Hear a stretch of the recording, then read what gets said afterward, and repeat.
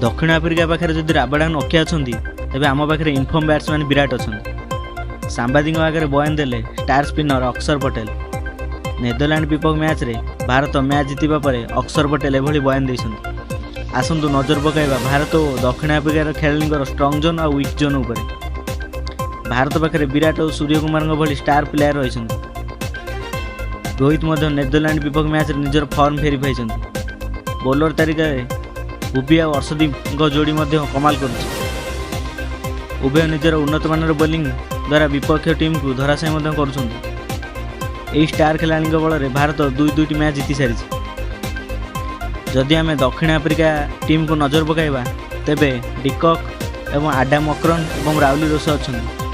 कही रखा चाहे राहुल रोस विश्वकप 2022 रे प्रथम शतक हासिल कर जहाँ भारत को गोटे समस्या हो पारे।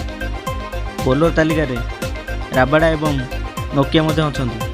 देखा गले भारत और दक्षिण आफ्रिका दुईटी भल टीम एवं स्ट्रंग टीम रही।